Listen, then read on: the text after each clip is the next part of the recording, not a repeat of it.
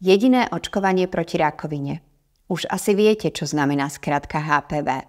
Ja by som vám rada povedala ten medicínsky pohľad na HPV, nech si to negooglite, ale máte priamo informáciu od lekára pediatra.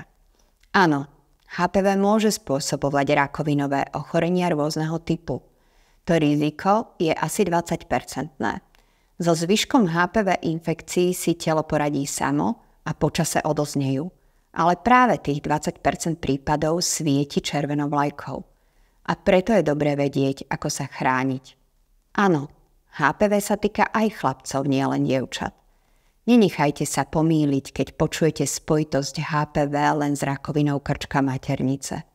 HPV totiž spôsobuje aj rakoviny, ktoré sa týkajú oboch pohlaví.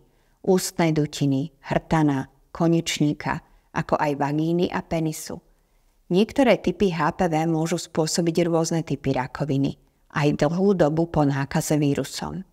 HPV sa môžete nakaziť teraz ako tínejdžeri, ale infekcia sa môže vyvinúť do rakoviny oveľa neskôr. Takže chrániť sa očkovaním proti HPV teraz vám ochráni vaše zdravie dokonca aj život neskôr, keď budete starší.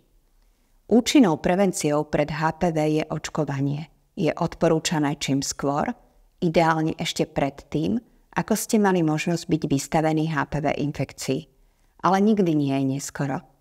Porozprávajte sa s rodičmi o tejto možnosti spolu s vašim pediatrom.